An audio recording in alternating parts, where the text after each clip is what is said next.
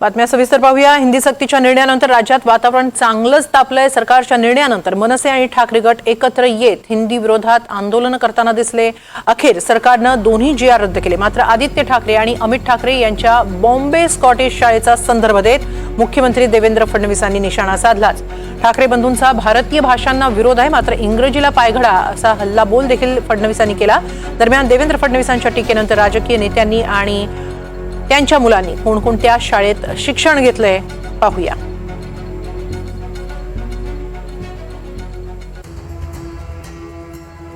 राज ठाकरे यांचं शिक्षण मुंबईतील बालमोहन विद्या मंदिरमध्ये झालं, तर अमित ठाकरे हे बॉम्बे स्कॉटिश शाळेचे विद्यार्थी आहेत।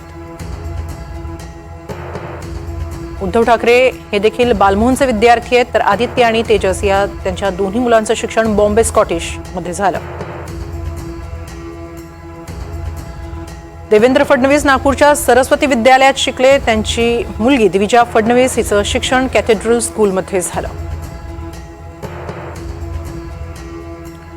एकनाथ शिंदे हे ठाणे महानगरपालिकेच्या शाळेत शिकले, मात्र श्रीकांत शिंदे यांचं शिक्षण मिथिला इंग्लिश हायस्कूलमध्ये झालं। शरद पवार यांचं शिक्षण महाराष्ट्र एज्युकेशन सोसायटीमध्ये झालं, तर सुप्रिया सुळे या सेंट कोलंबा स्कूलमध्ये शिकल्या।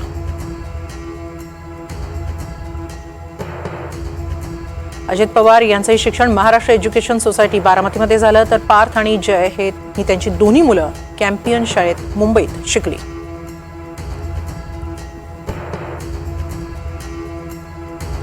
दरम्यान फडणवीसांनी काय म्हटलं होतं ठाकरे बंधूंवर निशाणा साधताना पाहूया।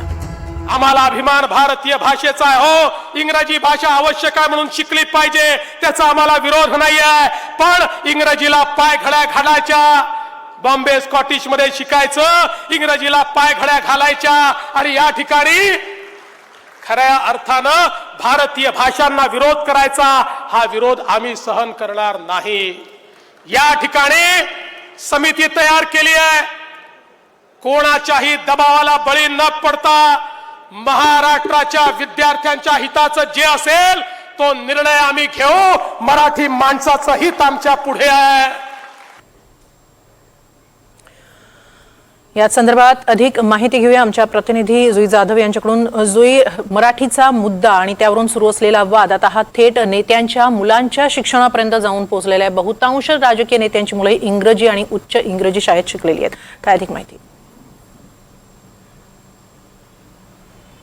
अगदीच दीपाली, आपण पाहतोय हेमाली की गेल्या काही आठवड्यांपासून महाराष्ट्रामध्ये हिंदी सक्ती विरोधातला जो काही प्रकार आहे तो उघडकीस आला आणि सर्व जे विरोधक आहेत ते यासाठी एकवटले, कारण का त्यांचं म्हणणं होतं की 1ली ते 4थी पर्यंत हिंदी सक्ती केली जाऊ नये आणि एकूणच महाराष्ट्रामध्ये मराठी ही मातृभाषा आहे, मराठी या भाषेवर तुम्ही भर द्या आणि ज्या मराठी शाळा आहेत त्या मराठी शाळा सुधारा।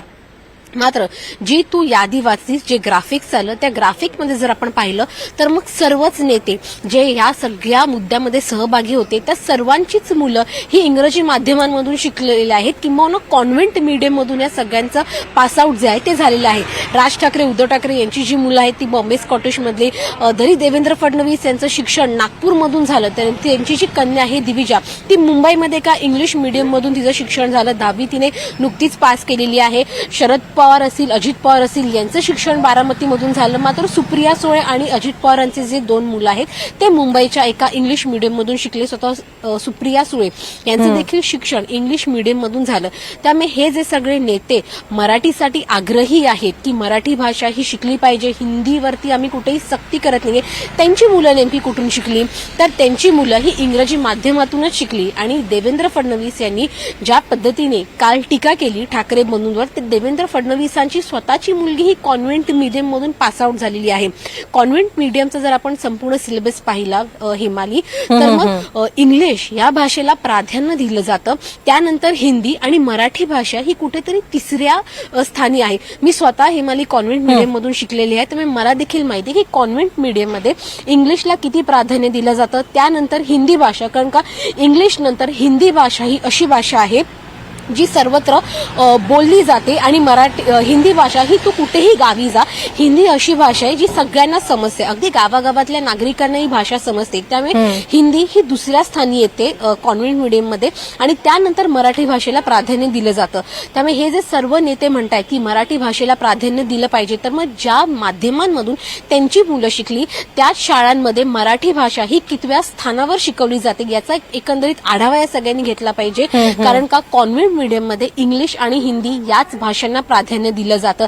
त्यामुळे हा जो वाद आहे तो आता त्यांच्याच मुलांच्या शिक्षणापर्यंत पोहोचलेला आहे किंवा त्यांच्या शाळांपर्यंत पोहोचलेला आहे. त्यामुळे तर ह्या शाळांमध्ये नेमकं कुठली भाषा कुठल्या स्थानावर शिकवली जाते हे देखील तितकंच गरजेचं आहे तपासणं. हे माली. नक्कीच धन्यवाद जुई, आपण दिलेल्या या सविस्तर माहितीबद्दल, या सगळ्या चर्चेबद्दल.